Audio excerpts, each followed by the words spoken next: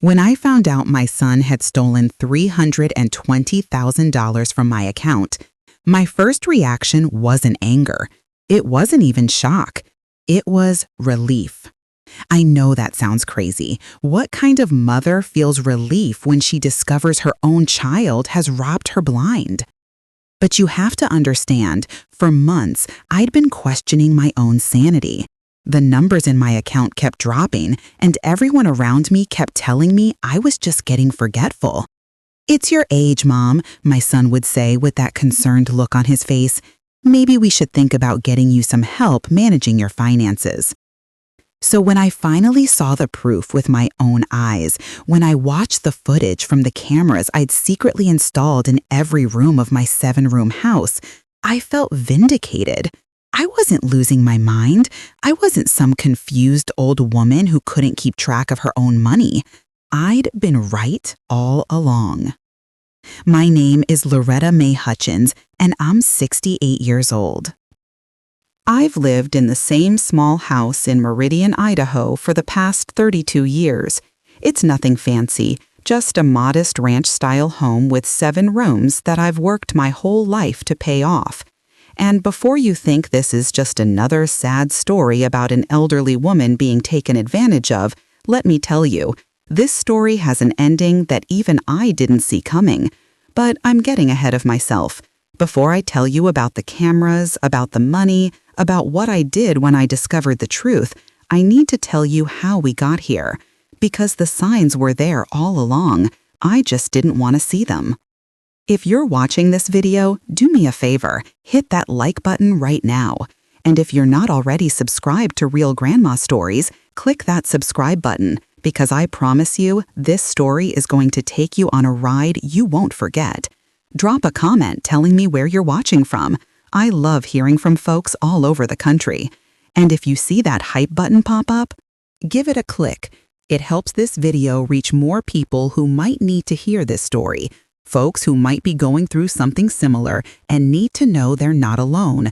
Because that's what this story is really about. Not just about what my son did, but about what I did about it. About how I took back control of my life when everyone around me was trying to convince me I was too old, too confused, too weak to handle my own affairs. I'm going to tell you everything, every detail, every moment, and by the end of this story, you'll understand why that feeling of relief was just the beginning. I grew up in a different time, in a different America. Born in 1957 in a little town called Emmett, Idaho, I was the youngest of 4 daughters. My father worked at the sawmill, and my mother took in laundry and did mending for the wealthier families in town. We didn't have much, but we had enough. That's what my mother always said. We have enough. Back then, girls in small Idaho towns had a pretty straightforward path laid out for them. You finished high school, maybe took a secretarial course at the community college if your family could afford it, and then you found a good man to marry. You had babies, you kept house, you supported your husband's dreams and ambitions, and if you were lucky, really lucky, he'd be a good provider and a faithful husband. I was lucky, at least I thought I was. I met Harold Hutchins when I was 19 years old. He was 23, fresh out of trade school with a certification in HVAC repair. He was handsome in that practical, no-nonsense way that Idaho boys often were. Strong jaw, capable hands, and eyes that looked at you like you were the only thing in the room worth looking at. We met at a church social in the summer of 1976, right around the time the whole country was celebrating the bicentennial. There were flags everywhere, red, white, and blue bunting on every storefront, and a feeling in the air that anything was possible. Harold asked me to dance to Silly Love Songs by Paul McCartney, and by the time the song ended, I was halfway in love with him. By Christmas, we were engaged. We got married in April of 1977, in the same little Methodist church where we'd met. I wore my mother's wedding dress, altered to fit me, and carried a bouquet of daisies because roses were too expensive. We moved into a small apartment in Caldwell, where Harold had landed a job with a good HVAC company. I took a job as a receptionist at a dental office. We had dreams. We were going to save up for a house, have kids, build a life together. The American dream, right there for the taking. And for a while, for a good long while, we had it. Our son, Marcus James Hutchins, was born on October 3, 1979. I remember the exact date, of course, but I also remember the exact time, 3:47 in the morning. I remember the way the fluorescent lights in the delivery room hummed and flickered. I remember the weight of him in my arms, all 7 pounds and 3 ounces of him, with his tiny fists and his eyes squeezed shut against the bright world he'd just entered. Harold cried when he held him, real tears running down his face. "We did good, Loretta," he whispered to me. "We did real good." Marcus was our only child, not by choice exactly. We tried for more, but after 2 miscarriages, the doctor told me that my chances of carrying another baby to term were slim. So we poured all our love, all our hopes, all our resources into Marcus. Maybe that was our first mistake, making him the center of our universe. But how could we not? He was a beautiful baby, a sweet toddler. He had Harold's strong features and my blonde hair. People would stop us at the grocery store to tell us how handsome he was. He was smart, too, started reading before kindergarten, could do math in his head that would stump kids twice his age. In 1981, when Marcus was almost 2, we bought our first house. It was here, in Meridian, which back then was just a sleepy little suburb of Boise. The house cost $47,000, which seemed like an enormous sum at the time. It was a ranch-style home, built in 1968, with 7 rooms, 3 bedrooms, a living room, a kitchen, a dining room, and a small den that Harold used as an office. It had a 1/4-acre lot with a big backyard where we put up a swing set for Marcus. I remember the day we moved in. It was a Saturday in June, and the lilacs were blooming in the front yard. The smell of them was so sweet it almost made you dizzy. Harold carried me over the threshold, even though we'd been married for 4 years by then. "Fresh start," he said. "New house, new chapter." We thought we'd grow old in that house. We thought we'd watch our grandchildren play in that backyard someday. Life has a funny way of showing you that your plans don't mean much in the grand scheme of things. Harold worked hard, 6 days a week, sometimes 7 during the summer months, when everyone's air conditioning would break down in the Idaho heat. I kept working at the dental office until Marcus started school. Then I switched to part-time so I could be home when he got off the bus. We were that classic American middle-class family, not rich, not poor, just getting by and saving what we could. We saved for Marcus's college fund. We saved for retirement. We saved for emergencies. Harold was practical like that. "You never know what's coming around the corner," he'd say. "Better to be prepared." Marcus grew up secure, loved, provided for. He played Little League baseball, he was in the school band, played the trumpet.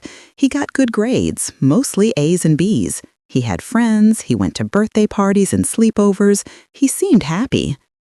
Looking back now, I wonder if that was part of the problem. Maybe we made things too easy for him. Maybe he never learned the value of a dollar because he never had to work for one.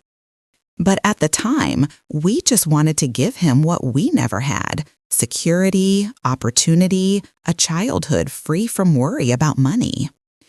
Harold and we had a good marriage. Not perfect, no marriages, but good. We had our routines. Friday nights were always date night, even if that just meant getting pizza from Pizza Hut and renting a movie from Blockbuster. Sundays, we'd go to church, then have lunch at Sherry's restaurant. We'd take a vacation every summer, usually camping or a road trip to see some part of the state we'd never been to. The years passed the way years do when you're busy living your life. Marcus graduated from Meridian High School in 1997. He'd been accepted to Boise State University to study business. We were so proud. First person in either of our families to go to a 4-year college. That should have been the beginning of his success story. In some ways, I suppose it was. just not the kind of success story we'd imagined. Harold died in the spring of 2011. Heart attack. Sudden and massive. He was 60 years old, and one morning he just didn't wake up.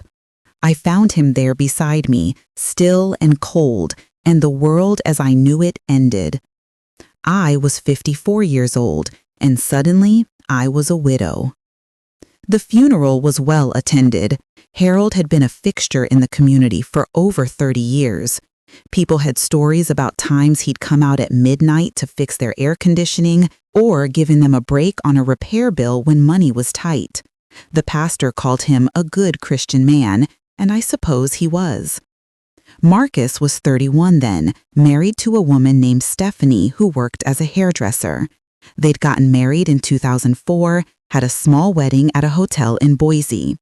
They lived in an apartment in the city, and Marcus worked as a regional manager for a pharmacy chain. He seemed to be doing well. Nice car, nice clothes, always talking about this promotion or that opportunity. After Harold died, Marcus was attentive. He came by the house several times a week.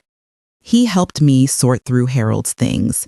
He made sure I understood all the finances, the life insurance policy, the pension, the savings accounts, the house that was fully paid off. Harold had been a good provider, even in death. The life insurance alone was $250,000, plus there was another $180,000 in savings and retirement accounts. The house was worth about $230,000 by then. "You're in good shape, Mom," Marcus told me. "Dad took care of you." And he had. I was 54 years old with over $430,000 in liquid assets and a paid-off house. I didn't need to work if I didn't want to. I could take Harold's pension and Social Security when I turned eligible and live comfortably for the rest of my life. But I was lost. For the first time in my adult life, I was completely alone in that 7-room house. Every room echoed with memories. The den where Harold used to pay the bills. The living room where we'd watch Jeopardy every evening. The bedroom where he died beside me without any warning, without any chance to say goodbye. Marcus suggested I might want to think about downsizing. "That's a lot of house for one person, Mom. You could sell it, get a nice condo, less to worry about." But I couldn't. This was my home. Harold and I had built our life here. I could still smell the lilacs in the front yard every June. I could still see the pencil marks on the kitchen door frame where we'd measured Marcus's height every year on his birthday. I couldn't leave. So I stayed, and I learned to be alone. I threw myself into staying busy. I volunteered at the church, I joined a book club at the library, I took up quilting, I went to the senior center for their exercise classes. I made new friends, other widows mostly, women who understood what it was like to wake up in an empty house every day. Marcus and Stephanie had a daughter in 2014. They named her Emma, and she was the light of my life, finally a grandchild. I babysit whenever they needed me. I spoiled her the way grandmothers are supposed to spoil their grandchildren. I set up a college fund for her, starting it with $10,000. Life went on. It wasn't the life I'd planned, but it was a life. I managed my money carefully the way Harold had taught me. I kept track of every expense in a ledger book. I paid my bills on time. I watched my accounts. And then, about 2 years ago, in the fall of 2023, things started to feel off. It started small, little things that didn't quite add up. I'd check my bank balance online and see a withdrawal I didn't remember making. Not a huge amount, maybe $200, maybe $300. I'd rack my brain trying to remember what I'd bought, what bill I'd paid. "You probably just forgot, Mom," Marcus would say when I'd mention it to him. "You've been doing a lot. It's easy to lose track." And I'd accept that explanation because the alternative, that something was wrong, that someone had access to my account, seemed too frightening to consider. But it kept happening. Every few weeks, another withdrawal I couldn't account for. I started keeping better records, writing down every single transaction. The amounts started getting bigger. $500, $800, $1,200. In January of 2024, I noticed $2,000 was missing. That's when I knew something was seriously wrong. I called the bank, spoke to a representative named Jennifer who had helped me before. I told her about the withdrawals. Mrs. Hutchins, I'm looking at your account right now, and all of these transactions show as debit card purchases or ATM withdrawals. They're not showing as fraudulent activity because they're being made with your card and PIN. But I didn't make them, I insisted. I'm very careful with my card. I always have been. Have you given anyone access to your account? Does anyone else have a card linked to your account? Marcus. Marcus had a card linked to my account. I'd given it to him years ago when Harold first died, in case there was ever an emergency and he needed to access funds for me. He was supposed to only use it in emergencies, with my permission. My son has a card, I admitted, but he wouldn't. He has his own money. He makes good money. I'd recommend speaking with him about it, Jennifer said gently. And if you believe the charges are unauthorized, we can start a fraud investigation. But I didn't want to start a fraud investigation against my own son. That seemed nuclear, an overreaction. There had to be an explanation. Maybe he'd used the card for something and forgotten to tell me. Maybe he'd had an emergency. Maybe there was a perfectly reasonable explanation. I called Marcus that evening. Honey, did you use my bank card for anything recently? I'm seeing some charges I don't recognize. There was a pause on the other end of the line. What charges, Mom? Well, there's been several over the past few months. They're adding up. Did you need money for something? Mom, I haven't used your card. His voice was concerned. Are you sure you didn't make these purchases? Have you been shopping online, maybe ordering things and forgetting? I don't shop online much. You know that. I'm not comfortable with it. Well, maybe someone's gotten your card information. You need to call the bank and cancel that card right away. Get a new one issued. It made sense. It was logical. And coming from Marcus, from my son who had a business degree and worked in management, it seemed like sound advice. I canceled the card. I got a new one issued. I changed my PIN to something only I would know, Harold's birthday, backwards. For about 2 weeks, everything seemed fine, no strange withdrawals. I started to relax, started to think that maybe Marcus had been right, that someone had somehow gotten my card information and I'd fix the problem. Then it started again. This time it was bigger amounts, $3,000. $1,001 withdrawal, then $4,500, then $6,200, all within a 3-week span in March of 2024. I was losing my mind trying to figure out what was happening. I changed my card, I changed my PIN. How was this still occurring? I called Marcus again. It's still happening, even with the new card. I don't understand. Mom, are you sure you're keeping track of your expenses properly? Are you writing everything down? I am. I'm being so careful. Marcus, I think someone has access to my account somehow. Well, who has access? Do you have your account information written down somewhere? Have you given your information to anyone? I thought about it. No one had my information. No one except Marcus. He had access because I'd set him up as a joint account holder years ago after Harold died. I thought it was practical. In case something happened to me, in case I got sick or had an accident, he could access the funds to take care of things. But surely he wouldn't. This was my son. The baby I'd held in my arms at 3:47 in the morning, 44 years ago. The boy I'd raised. The man I'd watched grow up. He had his own job, his own money. Why would he steal from his own mother? Mom, I think we need to talk about your memory, Marcus said gently. This has been going on for months now, and you keep insisting you didn't make these purchases, but the bank says they're legitimate transactions.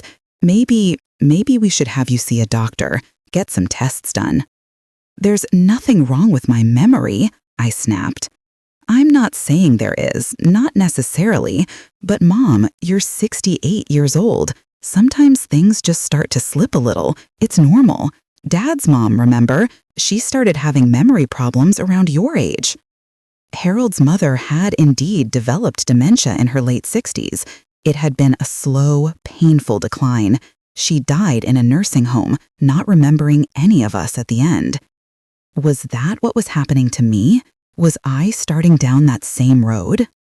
The thought terrified me, but more than that, it made me angry because I knew deep in my bones that my memory was fine. I knew I wasn't making these transactions. I knew something else was going on. I started paying closer attention to everything. I made detailed notes of every single thing I spent money on, no matter how small. I kept receipts for everything. I checked my account balance every single day, sometimes multiple times a day. April 2024 was when I started to notice the pattern. The withdrawals always seemed to happen on Wednesdays and Fridays, always in the afternoon between 2 p.m. and 4 p.m., amounts ranging from $2,000 to $8,000. Marcus came to visit every Wednesday afternoon. He said he liked to check on me in the middle of the week, make sure I was doing okay. Usually stayed for about an hour, would sit in the living room and chat, would always ask how I was managing, if I needed anything. And every Friday, Marcus would call me around 3 p.m. Just checking in, he'd say, "Just wanted to hear my voice and make sure everything was okay. Wednesdays and Fridays, always when Marcus was either physically present or had me on the phone." I didn't want to believe it. I fought against the thought with everything in me, but the evidence was mounting. In May, $23,000 disappeared from my account over the course of 3 weeks. $23,000. That wasn't forgetfulness. That wasn't me losing track of grocery store trips and pharmacy visits. I needed proof. I needed to know for certain what was happening, and I needed to catch whoever was doing this without tipping them off. That's when I started researching security cameras. I'd never been particularly tech-savvy.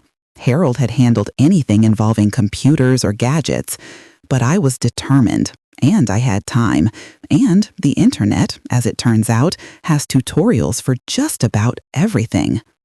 I spent 2 weeks researching. I learned about wireless cameras, about cloud storage, about motion detection and night vision and all sorts of features I'd never even known existed. I read reviews on Amazon and watched YouTube videos explaining how to install them. I found a system that seemed perfect for what I needed. It was called Safe Home Pro, and it came with 8 small cameras that were wireless and could connect to an app on my phone. The cameras were small enough to hide, could record continuously or on motion detection, and would save everything to the cloud automatically. The whole system cost $347. I ordered it in mid-May, had it shipped to my house. When the box arrived, I told Marcus, who happened to call right after the UPS truck had driven away, that it was just some craft supplies for a quilting project. Installing them wasn't as hard as I'd feared. I followed the video tutorials step by step. I placed cameras in strategic locations in all 7 rooms of my house. One in the living room, hidden on top of the bookshelf behind a decorative basket. One in the kitchen, tucked behind the canister set on the counter. One in the dining room, placed on the china cabinet behind a picture frame. One in my bedroom, hidden on the dresser behind a jewelry box. One in Marcus's old bedroom, which I'd converted to a guest room, on the shelf above the closet. One in the den, hidden among the books on Harold's old desk. One in the hallway, on top of the coat closet, angled to see anyone coming or going from the front door. I had 1 camera left over, so I put it in the small laundry room just to have all my bases covered. It took me 3 days to get them all installed and connected to the app. 3 days of fumbling with my phone, of calling the customer service line when I couldn't figure something out, of persisting even when I wanted to give up. But I did it. By June 1st, 2024, Every room in my house was under surveillance, and I didn't tell a single soul. The app on my phone let me watch live footage from any camera or review footage from the past 30 days. I set all the cameras to record continuously, not just on motion detection. I wanted to catch everything. For the first few days, nothing unusual happened. I checked the app compulsively, watching footage of myself moving through my own house. It felt strange, voyeuristic almost, watching myself make coffee in the kitchen or fold laundry in the living room. But I kept watching. Wednesday, June 5th. Marcus came to visit at his usual time, around 2:30 p.m. He let himself in with the key I'd given him years ago, another thing I'd done after Harold died, thinking it was practical for emergencies. I watched on my phone from the bedroom, where I'd gone to lie down for a bit after telling Marcus I had a headache. On the camera feed, I saw him come in through the front door, saw him call out, "Hey Mom, it's me." I called back, "I'm in the bedroom, honey. I've got a headache. Make yourself comfortable. I'll be out in a bit." On the camera, I watched him walk into the living room. He sat down on the couch for a few minutes, pulled out his phone. Then he got up, walked into the den, Harold's old office, where I kept important papers, financial documents. I watched as my son opened the desk drawer, watched as he pulled out my checkbook, the one I kept for the savings account that still had over $280,000 in it. Watched as he opened it, looked at the balance, then took out his phone and took a picture of a blank check. My heart was pounding so hard, I thought I might actually be having a heart attack. He put the checkbook back, closed the drawer, walked back out to the living room, sat down on the couch again like nothing had happened, like he hadn't just invaded my privacy, photographed my financial information. I lay in that bedroom for another 10 minutes, trying to calm my breathing, trying to process what I'd just seen. Then I got up, went out to the living room, smiled at my son. "Feeling better?" he asked, looking up from his phone with what seemed like genuine concern. "A little," I lied. "Thanks for stopping by, honey." We made small talk for another 20 minutes. He asked about my week, told me about Emma's latest school project, mentioned that Stephanie was thinking about going back to school to become a teacher. Normal conversation between a mother and son. When he left, he hugged me. "Love you, Mom. Take care of yourself, okay? And Mom, have you thought any more about seeing a doctor? About the memory thing?" "I'll think about it," I told him. As soon as his car pulled out of the driveway, I went straight to my computer. I logged into my savings account. Sure enough, there was a withdrawal pending. $7,800, made at 2:47 p.m. via electronic check. While I'd been lying in my bedroom, while he'd been sitting on my couch pretending to care about me, my son had somehow used that picture of my check to withdraw nearly $8,000 from my account. I sat there at the computer, staring at the screen, and I felt something shift inside me. The last little bit of doubt evaporated. The last shred of hope that there was some innocent explanation died. My son was stealing from me, systematically, deliberately, and he was trying to make me think I was losing my mind. I saved the video footage. I documented everything, but I didn't confront him, not yet, because I realized something. If he was stealing from me, if he was going to these lengths, then this had been going on longer than I thought. This wasn't a recent thing. This might have been happening for months, maybe years. And if that was true, I needed to know exactly how much he'd taken. I needed proof. I needed evidence that was airtight, undeniable. So I watched, and I waited, and I documented every single thing. The cameras caught him twice more over the next 3 weeks. On June 12th, he came over while I was supposedly napping. I wasn't napping. I was watching on my phone from my bedroom as he went through the den, this time photographing what looked like my investment account statements. On June 19th, he used his key to let himself in while I was supposedly at a doctor's appointment. I'd told him I had a 2 p.m. appointment, but I'd actually rescheduled it. I sat in my car in the garage, I'd parked in there instead of in the driveway, and watched on my phone as he came in, spent 20 minutes in the den, and left. That same day, $12,400 disappeared from my account.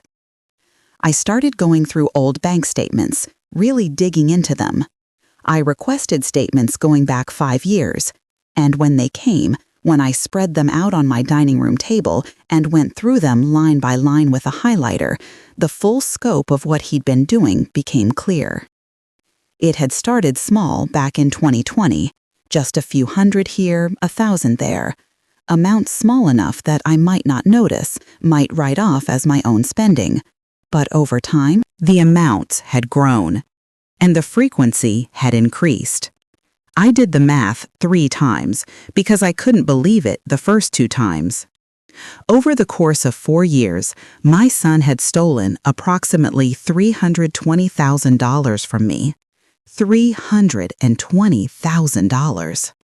Money that Harold and I had saved, had worked for, had planned to leave to our grandchildren.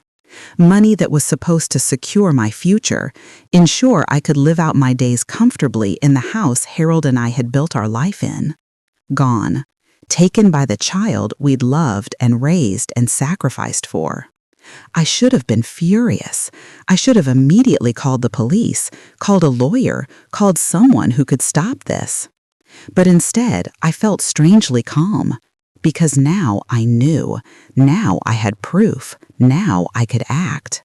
I spent the next week thinking, planning. Marcus didn't know about the cameras. He thought he'd gotten away with it. He thought his confused, forgetful mother was too senile to figure out what he was doing. He was wrong. On June 26th, a Wednesday, Marcus let himself into my house at his usual time. I heard the front door open, heard him call out, "Hey, Mom." I was in the kitchen making tea. "In here, honey," I called back. He walked in, gave me a kiss on the cheek. "How are you doing, Mom?" "I'm doing well," I said, and I meant it, because for the first time in over a year, I wasn't questioning myself. I wasn't wondering if I was losing my mind. I knew exactly what was happening, and I knew exactly what I was going to do about it. "That's good to hear," he said. He looked around the kitchen, and I wondered if he was checking for cameras, if some part of him suspected, but his expression remained pleasant, concerned, loving. "Marcus," I said carefully, "I need to ask you something." "Sure, Mom, anything." "The money that's been disappearing from my accounts, the $320,000 that's gone missing over the past 4 years." I watched his face as I said it, watched every micro-expression. "Was that you?" For just a split second, I saw it, the flash of panic, the realization. But he recovered quickly, his face arranging itself into confusion. "What? Mom, what are you talking about?" "I know it was you, Marcus. I have proof." "Proof? Mom, I don't know what you think you know, but I have cameras," I said quietly. "In every room of this house. I've been recording everything for the past month. I have videos of you going through my desk, photographing my checks, accessing my accounts. I have transaction records showing withdrawals happening at the exact times you were here. I have everything documented, time-stamped, saved to the cloud." The color drained from his face. He stood there in my kitchen, the kitchen where I'd fed him as a baby, where we'd celebrated his birthdays and packed his school lunches and had 1,000 ordinary moments, and he stared at me like I was a stranger. He started, then stopped. "Mom, I can explain." "I'm sure you can," I said. "But I don't want to hear it, not right now. What I want is for you to leave my house, and I want you to think very carefully about what happens next." "Mom, please let me explain. It's not what you think." "It's exactly what I think." I kept my voice steady, calm. "You've been stealing from me. You've been trying to convince me I'm losing my mind so I wouldn't figure it out. You've violated my trust in the worst possible way." I needed the money. The words burst out of him, desperate now. Mom, I'm in trouble. I made some bad investments, some business deals that went south. I was going to pay it all back, I swear. With what money, Marcus? You've taken everything. There's barely $40,000 left in my savings. He sank down into one of the kitchen chairs, put his head in his hands. I'm sorry. I'm so sorry, Mom. I never meant for it to go this far. It was just supposed to be temporary, just to get me through a rough patch. 4 years, Marcus. 4 years of lies. 4 years of watching you look me in the eye and suggest I was senile when I questioned the missing money. Do you have any idea what that did to me? What it's like to doubt your own mind? He was crying now, real tears running down his face. Part of me, the mother part, wanted to comfort him, wanted to hug him and tell him it would be okay, but I couldn't, because it wasn't okay. What are you going to do? He whispered. And that was the question, wasn't it? What was I going to do? I didn't answer him right away, because the truth was, I didn't know yet. I'd been so focused on discovering the truth, on proving I wasn't crazy, that I hadn't fully thought through what came after. I need you to leave, I said finally. I need time to think. And Marcus, don't use your key again. If you come back to this house, you knock and wait for me to answer. Do you understand? He nodded, wiping at his face with his sleeve like he used to do when he was a little boy and had skinned his knee. But he wasn't a little boy anymore. He was a 44-year-old man who had betrayed his own mother. After he left, I sat in that kitchen for a long time. The afternoon sun slanted through the windows, lighting up the dust motes in the air. The house was quiet except for the hum of the refrigerator and the tick of the clock on the wall, the same clock that had been there since 1982. The one shaped like a rooster that Harold had bought at a yard sale. I made myself another cup of tea, and then I started making a plan. The first thing I did was call my bank, not the regular customer service line. I asked for the fraud department. I spoke to a man named Robert, who listened carefully as I explained the situation. I told him I had video evidence of my son accessing my accounts without permission. I told him I wanted to know my options. Mrs. Hutchins, what you're describing is definitely financial fraud, Robert said, even though he's your son. If he's been accessing your accounts without your explicit permission for each transaction, that's illegal. You have several options. You can file a police report, you can pursue this civilly, or you can try to work it out privately with your son. What would you recommend? I asked. That's not really for me to say, ma'am, but I can tell you that if you file a police report, there will be an investigation.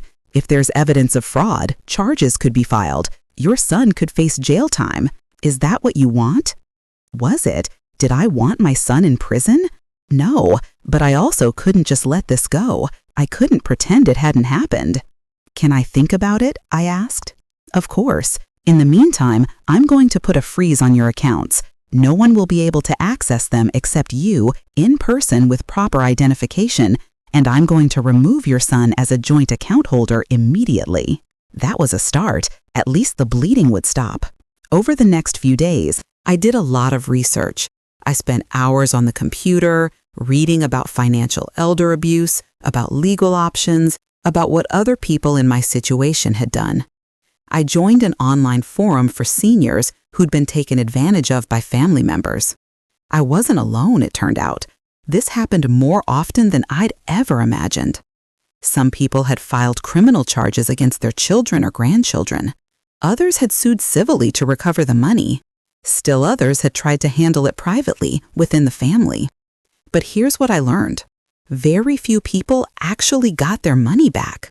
Once it was spent, it was gone. And Marcus had clearly spent it. He'd admitted he'd made bad investments, had business deals go south. He didn't have $320,000 sitting around to give back to me. So this wasn't really about the money anymore. The money was gone. This was about something else. This was about justice, about accountability.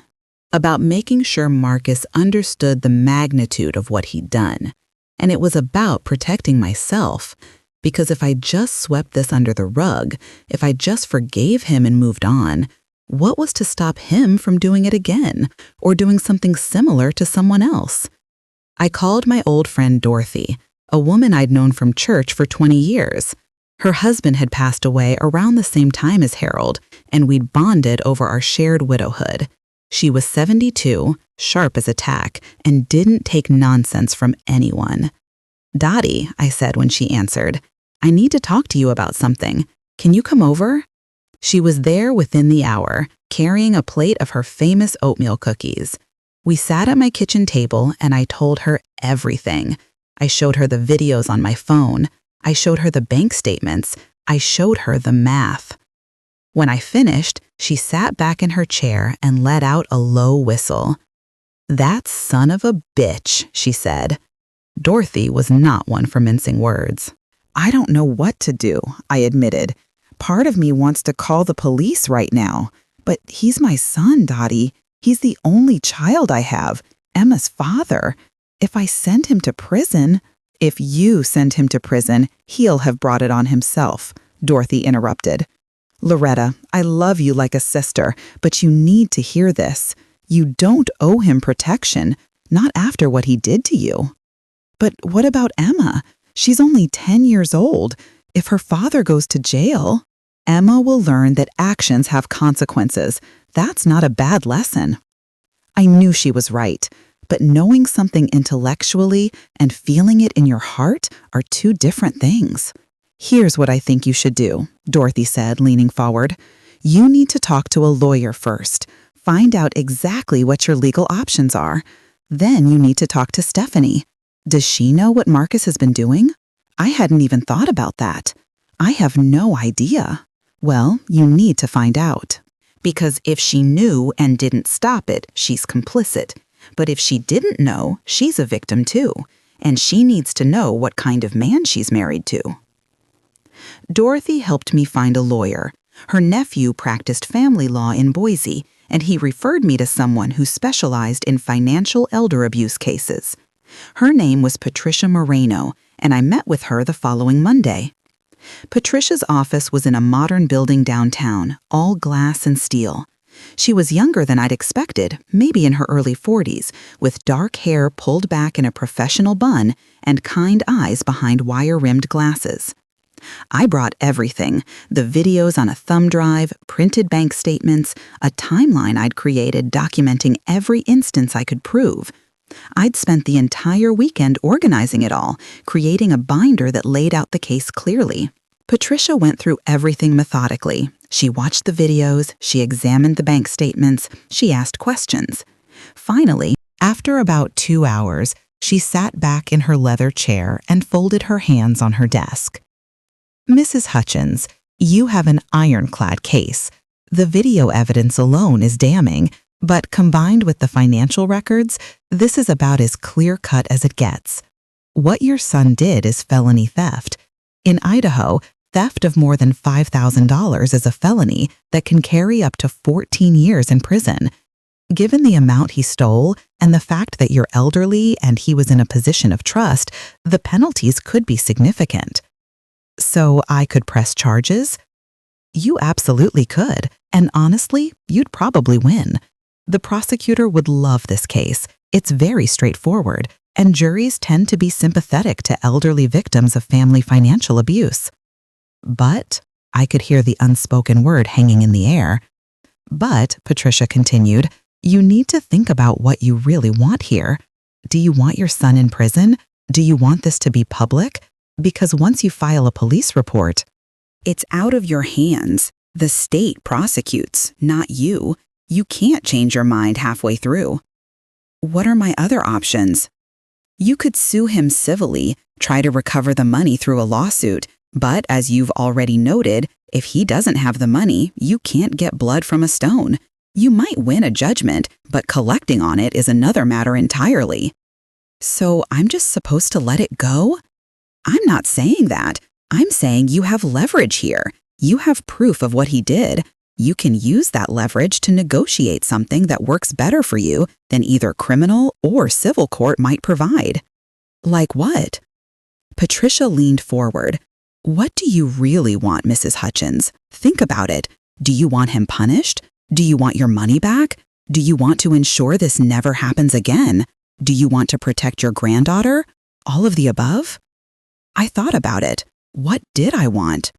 I want him to understand what he did, I said slowly. I want him to face consequences.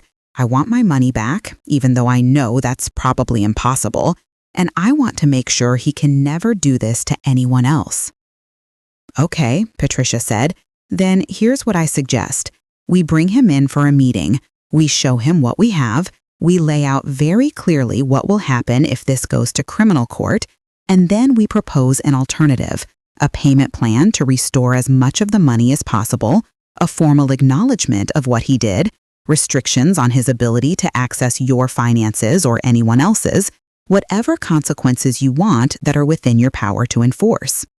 And if he doesn't agree, then you file a police report and let the chips fall where they may. It made sense. It gave me control over the outcome, and maybe more importantly, it gave Marcus a chance to make this right, at least partially. Let's do it, I said. Patricia scheduled a meeting for the following Friday. She called Marcus directly, identified herself as my attorney, and told him that his presence was required to discuss a serious legal matter concerning his mother's finances.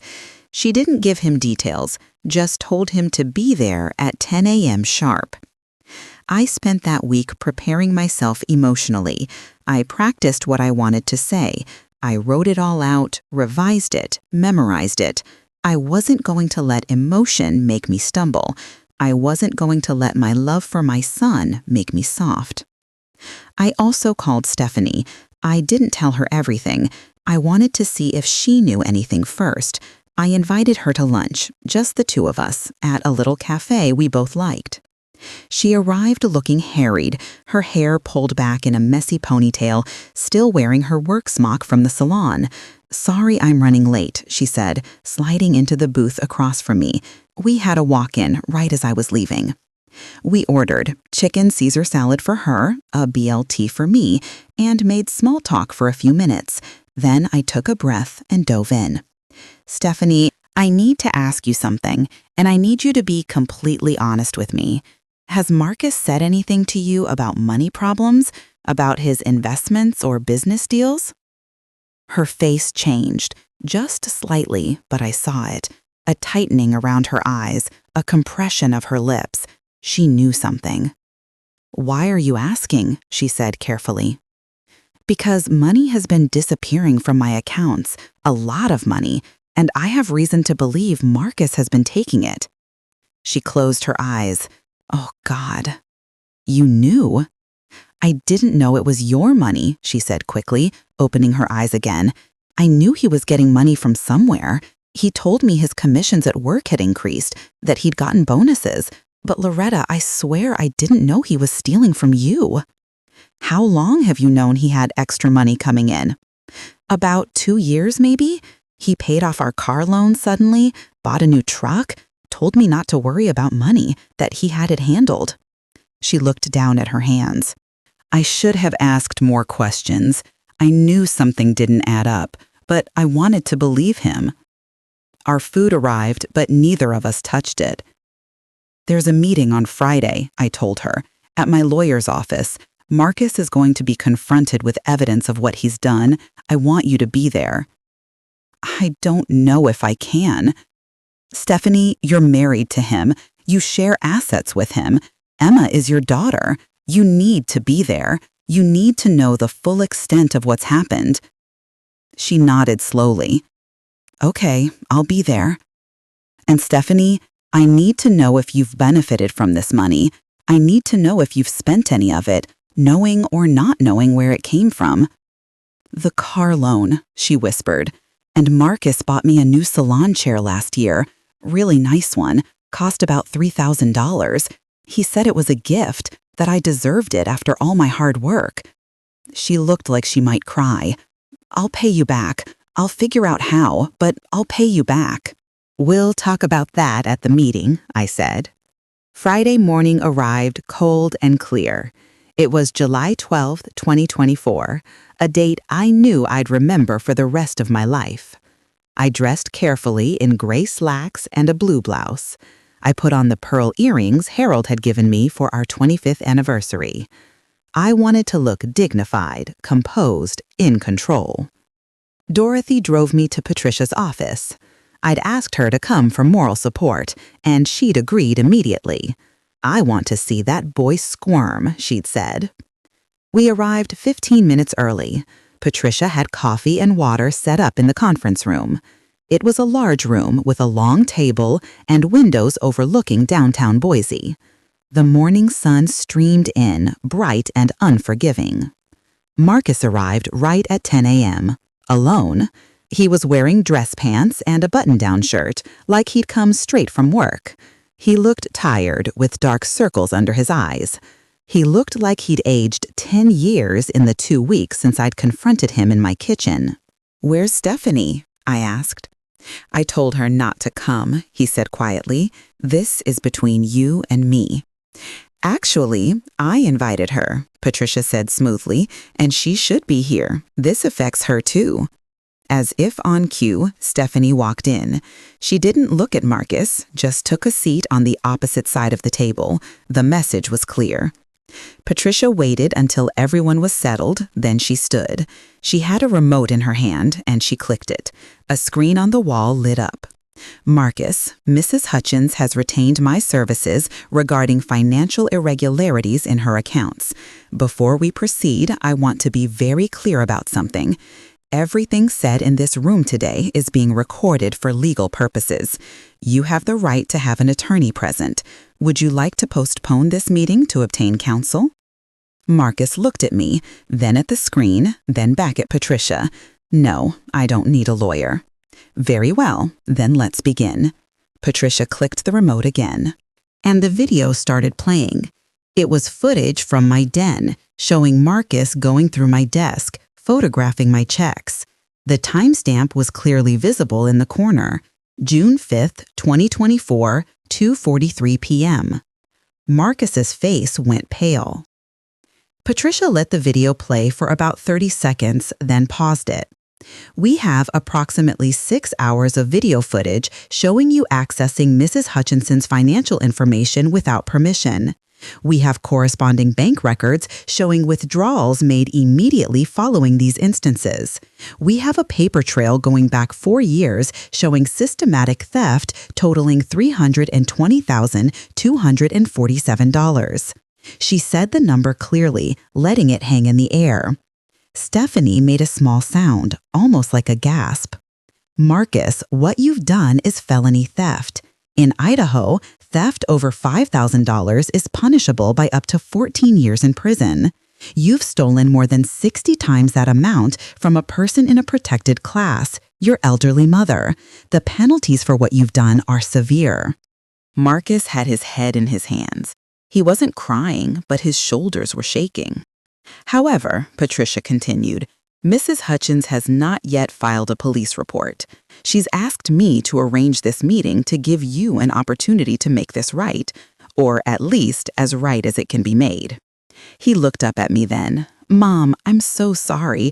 I never meant—" "Stop," I said. My voice was steady, firm. "Don't tell me what you meant or didn't mean. Your intentions don't matter. What you did is what matters. And what you're going to do to fix it is what matters now." Patricia nodded at me, giving me the floor. I pulled out the paper I'd been preparing all week. My hands didn't shake as I unfolded it. "Marcus, here's what's going to happen. You're going to sign a promissory note acknowledging that you owe me $320,247. You're going to agree to a payment plan, $2,000 a month until the debt is paid in full. That's 20 years of payments, but it's doable. I've looked at your salary. You can afford it." "Mom, I don't have—" I'm not finished. "Second, you're going to undergo financial counseling, professional help to understand why you did this and to prevent you from doing it again. Third, you're going to have no contact with Emma until you've completed at least 6 months of counseling. I won't have you teaching my granddaughter that this kind of behavior is acceptable." Stephanie was crying now, silent tears running down her face. "Fourth, you're going to write me a letter, not now, but after you've had time to think, explaining exactly what you did, why you did it, and what you've learned. A real, honest accounting. I want to understand." I paused, looking at my son across that conference table. "And finally, if you miss even one payment, if you violate any of these terms, I will immediately file a police report with all of this evidence, and I will not stop the prosecution. I will testify against you. I will do everything in my power to see that you face the full legal consequences of what you've done. Do you understand?" He nodded, wiping at his face. "I need to hear you say it." "I understand," he whispered. Patricia placed several documents on the table in front of him. "These are the agreements spelling out everything your mother just said. Read them carefully. If you agree to the terms, sign them. If you don't, we'll proceed with criminal charges." Marcus read through the documents slowly. I watched him, this man who used to be my little boy. I remembered holding him when he was hours old, remembered watching him take his first steps, remembered helping him with his homework at this very age. I remembered being so proud of him when he graduated college, when he got his first real job, when he married Stephanie. Where had it all gone wrong? When had he stopped being the boy I'd raised and become someone who could look his own mother in the eye while robbing her blind? Finally, Marcus picked up the pen. He signed each document, his signature shaky but legible. Patricia witnessed each signature, then handed copies to everyone. "Marcus," Patricia said, "you should know that these are legally binding contracts. If you default, not only will Mrs. Hutchins file criminal charges, but she can also pursue civil remedies. You'll be giving her every legal tool she needs to hold you accountable." "I understand," he said again. "Do you have anything you want to say to your mother?" He looked at me, really looked at me, maybe for the first time in years. "Mom, I know you'll probably never forgive me. I don't even know if I can forgive myself. But I want you to know I'm going to make this right, all of it, however long it takes." I didn't respond because I didn't know if I believed him, and I didn't know if it mattered. The meeting ended shortly after that. Patricia kept the originals of all the signed documents. She gave me copies in a folder. "You did well in there," she told me after Marcus and Stephanie had left. "That took strength." Dorothy hugged me. "I'm proud of you, Loretta." But I didn't feel strong. I felt empty, exhausted, like I'd been running a marathon and had finally crossed the finish line, only to realize there was no celebration waiting, just the long walk home. The first payment arrived on August 1st, $2,000, transferred directly to my account. I watched it appear on my online banking, proof that Marcus was keeping his end of the bargain, at least for now. September's payment came on time too, and October's. By November, I started to believe that maybe, just maybe, he was serious about making this right.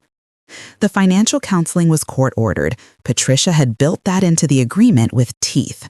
If Marcus missed even one session, I'd be notified immediately. He went every Tuesday evening, 50-minute sessions with a therapist who specialized in financial addiction and family dysfunction. I didn't see him during those first few months. He didn't come to the house. He didn't call, except to leave brief voicemails updating me on his payments and his counseling. "Hi, Mom, it's Marcus. This month's payment has been sent. I'm still going to counseling. I hope you're doing well." Stephanie called me once a week. She'd moved out, taken Emma, and gone to stay with her sister in Nampa. She was filing for divorce. "I can't trust him anymore," she told me. "I love him, or I did, but I can't be married to someone who could do what he did. To you, to us." I understood. I told her so. Emma was the hardest part. She didn't understand why she couldn't see her Grandma Loretta anymore, why Daddy wasn't living at home, why everything had changed. Stephanie tried to explain in age-appropriate terms. Daddy made some bad choices, and now he's working on being better. "Can I talk to Grandma?" Emma asked her mother during one of our calls. I could hear her voice in the background. "Not yet, sweetie," Stephanie said gently, "but soon." I missed her. God, I missed that little girl. But I couldn't let Marcus use her as a way back into my life before he'd done the work he needed to do. It wasn't fair to Emma, but life isn't always fair. In December, 6 months after the meeting in Patricia's office, Marcus requested a supervised visit. He'd completed the required counseling sessions and wanted to start rebuilding our relationship. Patricia arranged for us to meet at her office, with her present as a mediator. I almost didn't go. The night before, I lay awake in my bed, in the house that suddenly felt too big and too quiet, and I wondered if I was making a mistake, wondered if I should just let him stay out of my life. It would be simpler, cleaner. But he was still my son, and despite everything, despite the betrayal and the lies and the money, I still loved him. I didn't like him very much right then. I didn't trust him. But I loved him, the way you love someone whose existence is woven into your very being, whether you want it to be or not. So I went. Marcus was already there when I arrived. He stood when I walked into the conference room, and I could see he'd lost weight. His face was thinner, older. He looked like a man who hadn't been sleeping well. "Thank you for coming," he said quietly. We sat across from each other with Patricia between us, like referee at a boxing match. "Marcus has some things he wants to say to you," Patricia said, "and then you'll have an opportunity to respond. This is a safe space for both of you to express your feelings. The goal here is not to solve everything today, but to begin the process of deciding what, if any, relationship you want to have going forward." Marcus nodded. He had notes in front of him, I noticed. He'd prepared for this. "Mom, I wrote you that letter you asked for, the one explaining everything. I have it here." He pushed an envelope across the table toward me. "But I wanted to say some things to you in person first." I didn't pick up the envelope. I just waited. "I've spent the last 6 months in therapy trying to understand why I did what I did. And the truth is, there's no good reason. I made a series of bad investments starting back in 2019. Real estate deals that fell through, cryptocurrency that crashed. I kept thinking I could win it back, make it right before anyone noticed, but I just kept losing more." He took a shaky breath. "I was ashamed to tell you, ashamed to tell Stephanie. I was supposed to be successful, supposed to be providing for my family. Dad always said a man takes care of his family, and I was failing. So instead of admitting that, instead of asking for help, I stole from you." "You didn't just steal," I said quietly. "You gaslighted me. You tried to make me think I was losing my mind." "I know," his voice cracked. "That's the part I can't forgive myself for.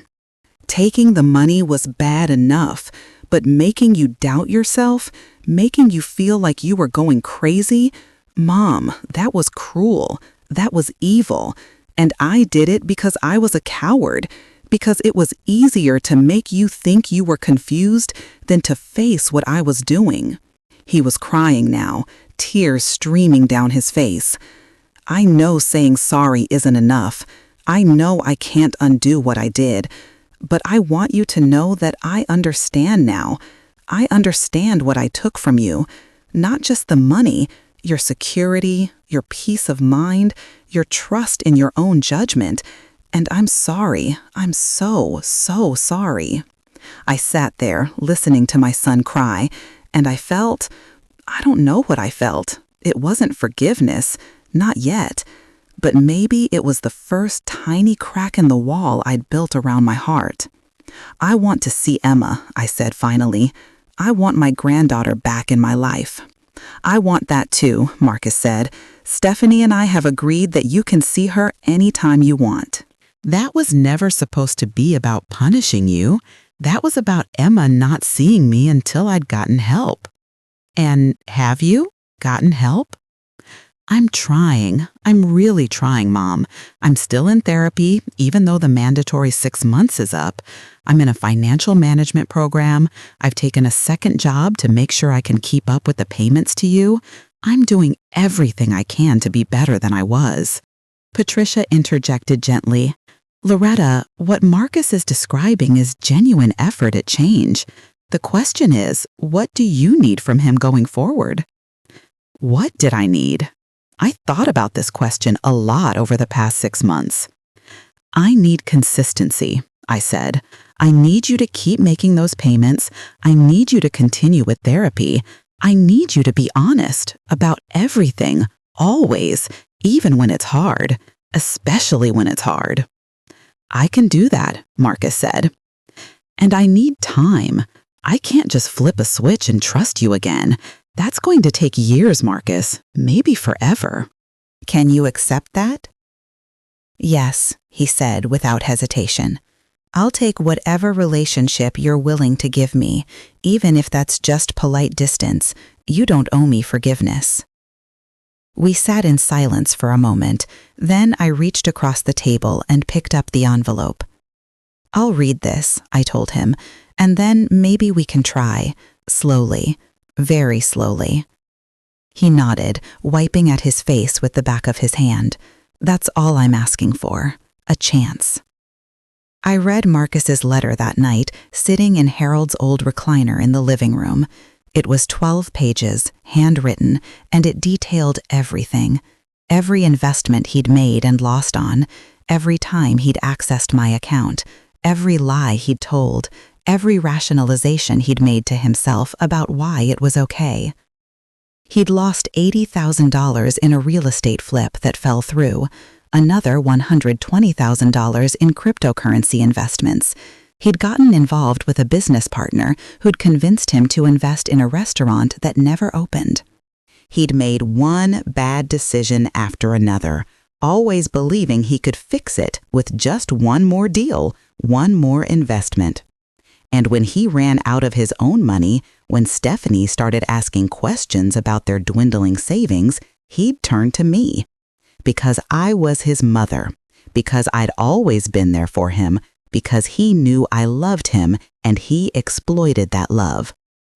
The letter didn't make excuses.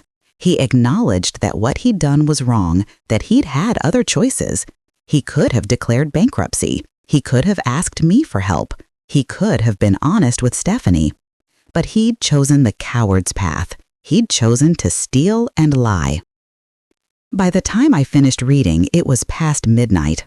I sat there in the quiet house, looking at the pages spread out on my lap, and I realized something. I did believe him. I believed he was genuinely sorry. I believed he was trying to change. That didn't mean I forgave him. Not yet. Maybe not ever. But it meant I could see a path forward, narrow and uncertain as it was. The next day, I called Stephanie and asked if I could see Emma. Anytime, she said immediately. She's been asking about you constantly. That Saturday, Stephanie brought Emma to my house. She was 10 years old now, taller than I remembered, losing her baby face and starting to look like a young lady.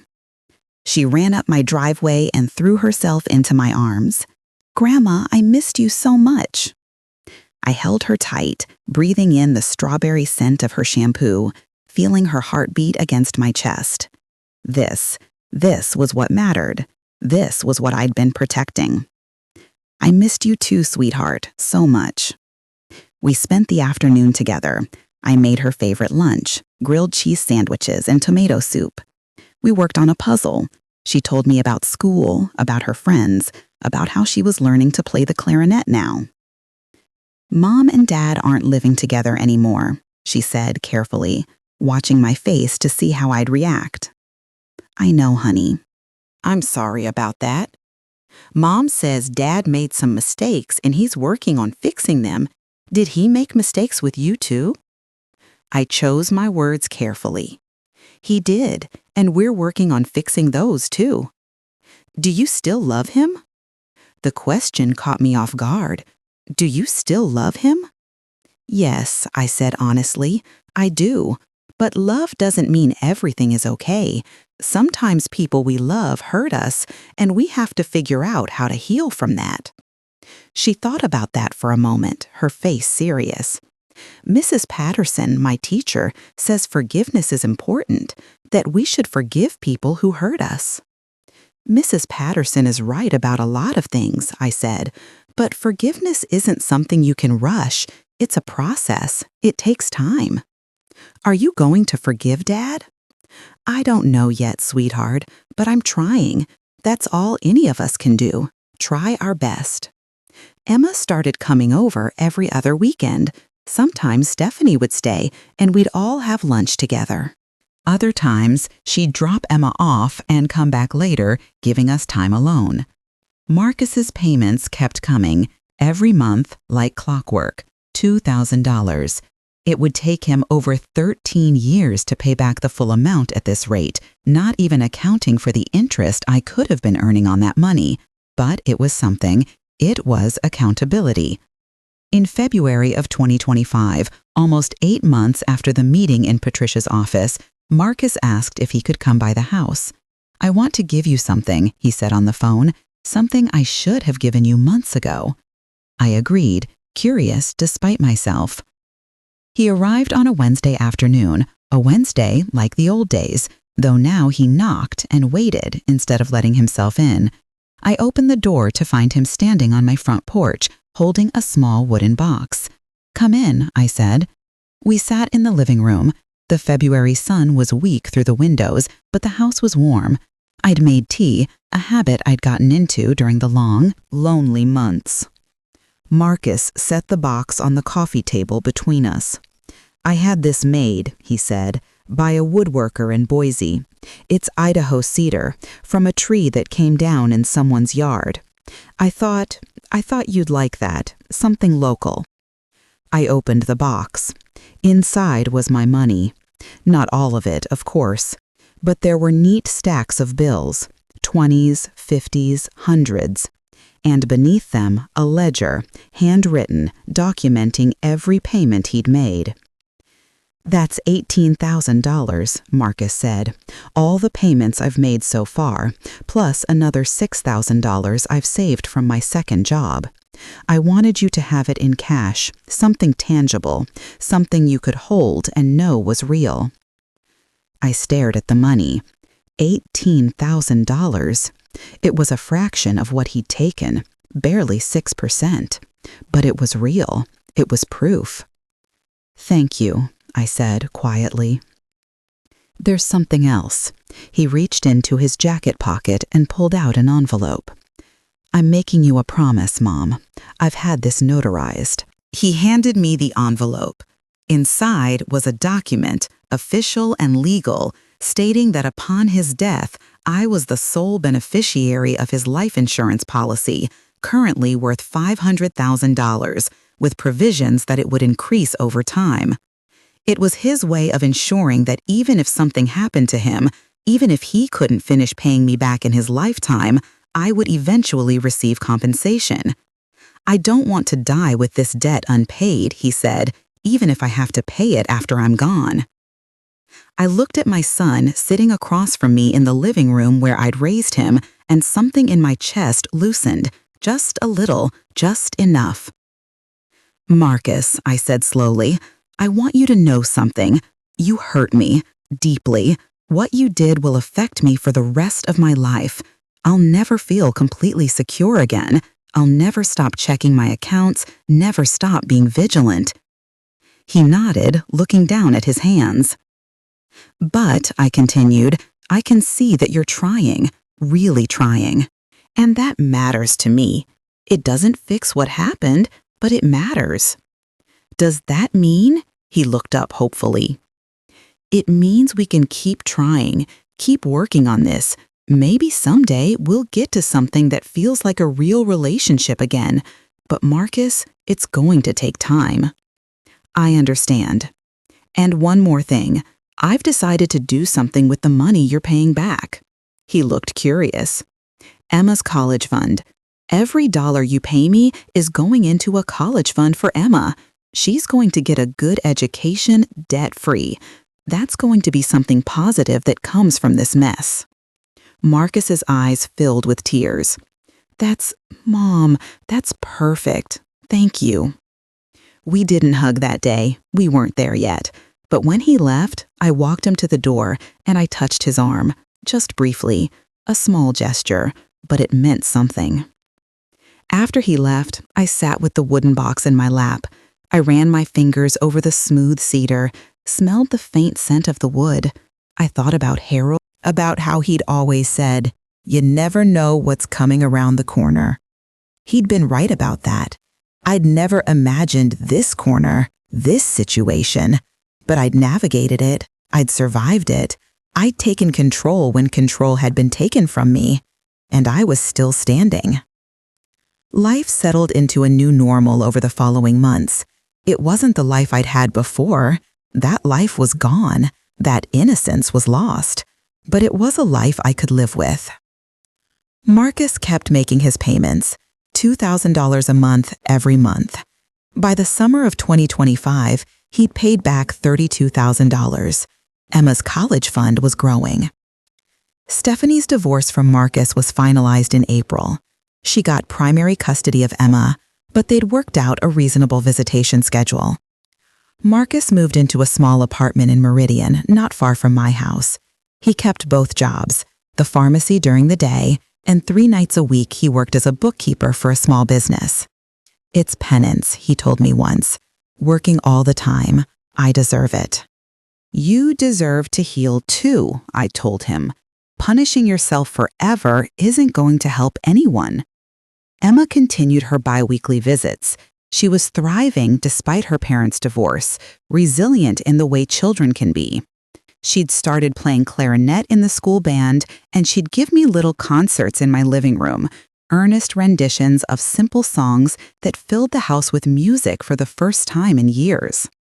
In June, on what would have been my 48th wedding anniversary with Harold, I did something I'd been thinking about for months. I went to the cemetery where Harold was buried, sat down on the grass beside his headstone, and told him everything. I told him about Marcus, about the money, about the cameras and the confrontation. I told him about the payments and the slow, painful process of trying to rebuild something from the wreckage.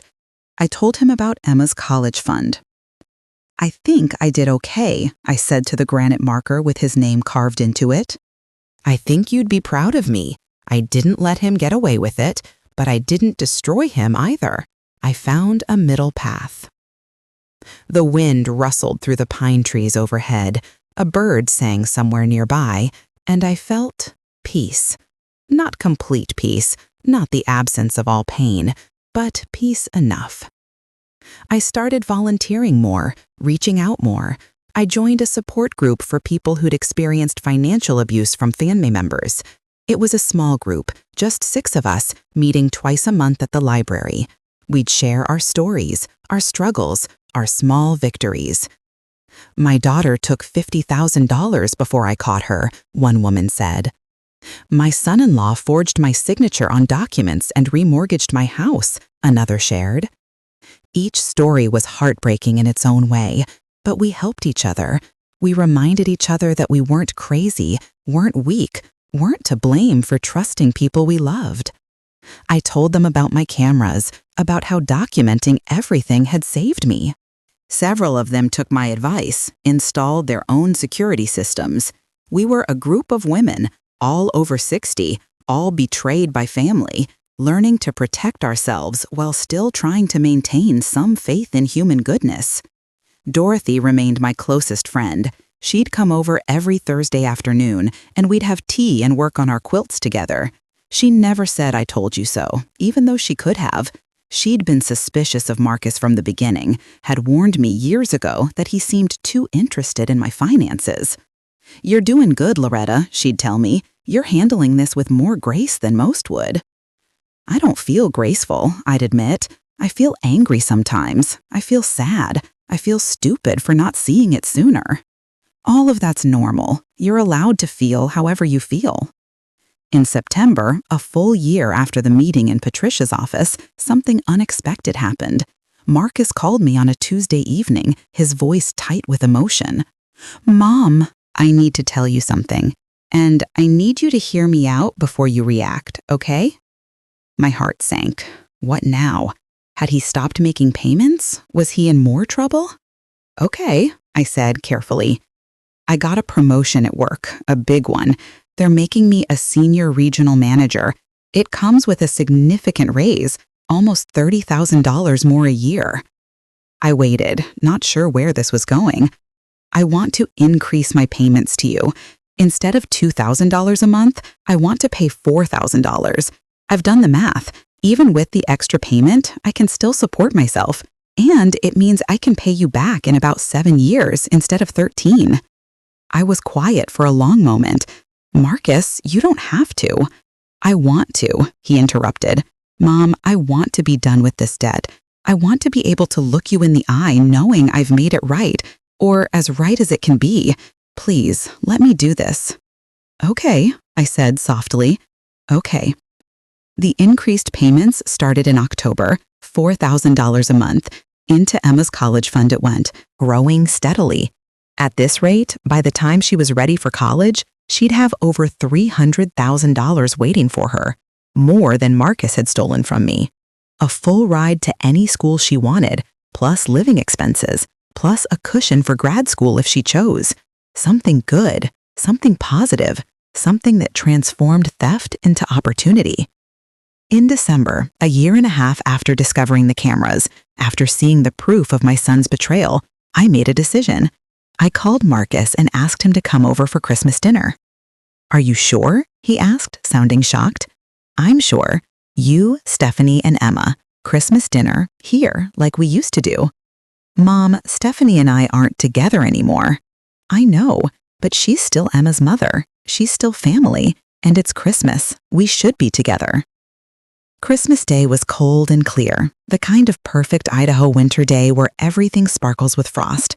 I cooked all day, a turkey with all the trimmings, mashed potatoes, green bean casserole, Harold's favorite cranberry relish, pumpkin pie.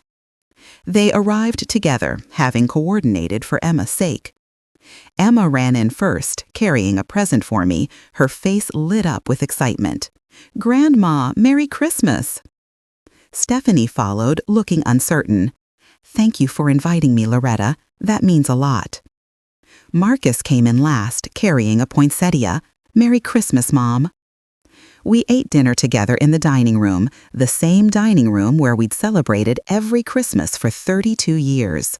We said grace, we passed dishes, we talked and laughed, and yes, there were a few awkward moments, a few silences, but we got through them. After dinner, we moved to the living room. I'd put up a tree, a real one, fresh from the lot on Shinden Boulevard, decorated with the same ornaments I'd been using since Marcus was a baby. Emma was delighted to see her handmade ornaments from years past still hanging there. We exchanged gifts.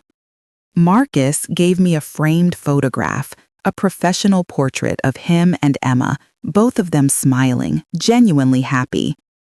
"I wanted you to have something that showed us at our best," he said, "something to remember that we're trying to be better." I gave him a gift too, a book, The Road to Character by David Brooks. "I thought you might appreciate this," I told him. He understood. It wasn't just a book, it was a message. Keep working on yourself. Keep trying to be better. That evening, after everyone had gone home, I sat in Harold's recliner and looked at the photograph Marcus had given me. Father and son, trying to rebuild, trying to find their way back to something good. And I thought, we're going to be okay. Maybe not today, maybe not next year, but eventually, we're going to be okay. I'm 68 years old now, the same age I was when this all started 2 years ago, but I feel different. Older in some ways, yes, but stronger too, wiser, more careful, certainly. but also more resilient than I ever knew I could be. My house still has 7 rooms. The cameras are still there, though I rarely check them anymore. They're like a security blanket now. I know they're there if I need them, but I don't feel compelled to watch every moment. Marcus has paid back $76,000 so far, less than a quarter of what he took, but substantial nonetheless. Emma's college fund is growing. She's 11 now, talking about wanting to be a veterinarian when she grows up. She has no idea the fund exists, no idea that her father's theft is funding her dreams. Someday we'll tell her, but not yet. I've learned things about myself through this experience. I've learned that I'm stronger than I thought, that I can take control of my life even when it feels like it's spiraling away, that I can stand up to someone I love, set boundaries, demand accountability. I've learned that forgiveness isn't a switch you flip, it's a process, ongoing and imperfect. Some days I feel like I've forgiven Marcus completely. Other days, the anger comes rushing back, and I remember all over again what he did, how he made me doubt my own mind. But I'm working on it. We're working on it together. I've also learned about the epidemic of financial elder abuse. Through my support group, through my own research, I've come to understand how common this is, how many elderly people are being taken advantage of by the very family members who are supposed to care for them. That's why I've started speaking about my experience. Nothing too public. I'm not trying to embarrass Marcus or make him a cautionary tale. But at senior centers, at community groups, I tell my story. I talk about the warning signs. I talk about the importance of protecting yourself, even from people you love. Install cameras if you need to, I tell them. Monitor your accounts. Don't let anyone convince you that you're too old, too confused, too forgetful to manage your own affairs. Trust your instincts. And if something feels off, investigate. Don't let anyone gaslight you. The reactions are always the same. Some people nod knowingly, recognizing themselves in my story. Others look shocked, like they can't imagine their own children or grandchildren doing such a thing. And a few, a precious few, come up to me afterward and whisper, "I think it's happening to me too. What should I do?" And I help them. I share Patricia's contact information. I walk them through how to document, how to investigate, how to protect themselves. I tell them they're not alone. That's become my purpose in a way, turning my pain into something useful, making sure that other women, other elderly people, don't suffer the way I did. Marcus knows I speak about this. He's never asked me to stop, never complained. I deserve it, he says, and if my mistakes can help someone else, then at least something good comes from it. He's changed. I can see it. He's more humble now, more thoughtful. He doesn't make promises he can't keep. He doesn't try to convince me everything is fine. He acknowledges the damage, sits with the discomfort of it. He's a better father to Emma now, too. More present, more patient. Stephanie has told me as much. "Whatever happened between you two," she said once, "it woke him up. He's actually dealing with his issues instead of running from them." Sometimes I wonder what would have happened if I hadn't installed those cameras, if I just kept accepting his explanations, kept doubting myself, kept letting him drain my accounts. I'd probably be broke by now. I might have lost my house. I definitely would have lost my sanity. But I did install them. I did take control. I did stand up for myself. And that makes all the difference. It's never too late to take control of your life. That's what I want you to understand from my story. I was 66 years old when I started suspecting something was wrong. 67 when I installed those cameras. 67 when I confronted my son and demanded accountability. I could have told myself I was too old to figure out technology, too old to investigate, too old to stand up to my own child. Society certainly would have expected me to be a passive victim, to be confused, helpless, in need of someone else to take care of the problem. But I wasn't, and neither are you if you're facing something similar. Age doesn't make us weak, It doesn't make us incompetent. If anything, age gives us perspective. It gives us the life experience to recognize patterns, to trust our instincts, to know when something isn't right. I've spent my whole life being the caretaker, the mother, the nurturer, the one who puts others first. And those aren't bad things to be. I'm proud of the mother I was, the wife I was. But I learned that I can be those things and still stand up for myself. I can love someone and still hold them accountable. I can be kind and still be strong. If you're watching this and you suspect someone is taking advantage of you financially, listen to that suspicion. Don't let anyone tell you you're imagining things. Don't let anyone convince you that you're too old to understand your own finances. Document everything. Keep detailed records. If you need to, install cameras. They're not that expensive, and they're not that hard to use. Get help from a lawyer who specializes in elder law. File a police report if necessary. Your age doesn't make you less deserving of justice. Your relationship to the person doesn't obligate you to be a victim.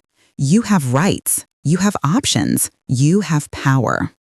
And if you're someone who has already been victimized, who is living with the aftermath of betrayal by a family member, I want you to know you're not alone. There are support groups, resources, people who understand what you're going through. Reach out, connect. Don't isolate yourself in shame or embarrassment. What happened to you wasn't your fault. Being trusting isn't a weakness. Loving your family isn't a mistake. The person who betrayed you is responsible for their actions, not you. But healing is your responsibility. Taking care of yourself going forward is your responsibility.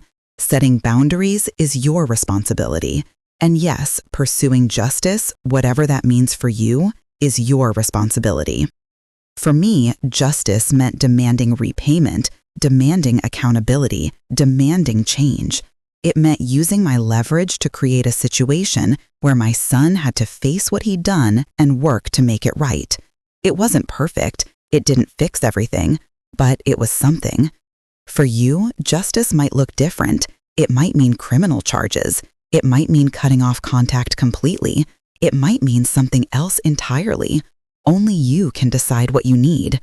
But please, decide. Don't just let things happen to you. Be active in your own life, your own healing, your own justice. And remember, it's never too late. It's never too late to learn something new, to stand up for yourself, to take control, to start over. I did it at 67. You can do it too, whatever your age. I still live in my 7-room house in Meridian, Idaho. I still have my cameras. I still check my bank accounts every day. I still see my son regularly, still watch my granddaughter grow up, still work on healing what was broken. I'm not the same woman I was 3 years ago. I'm sadder in some ways, yes. I've lost an innocence I'll never get back. But I'm also stronger, more confident, more aware of my own capabilities. And I want to leave you with this. You are stronger than you think. You are more capable than you know. You are worthy of respect, of security, of justice, no matter your age. Don't let anyone take those things from you. And if someone does, take them back. However you can, whenever you can, take them back. Thank you for listening to my story. Thank you for taking the time to hear about what happened to me and how I fought back. If this video has resonated with you, please hit that like button. Share it with someone who might need to hear it. Subscribe to this channel so you don't miss other stories from women who've overcome, who've survived, who've thrived despite the challenges life has thrown at them. And if you see that hype button, give it a click. Help this video reach more people who might be going through what I went through, who might need to know they're not alone, they're not crazy, and they can fight back. Drop a comment below telling me where you're watching from, or share your own story if you feel comfortable. This community we're building of strong women supporting each other is important. We need each other. Until next time, take care of yourselves, Be vigilant, be strong, be brave. And remember, you're never too old to take control of your life. This is Loretta Mae Hutchins signing off. God bless you all.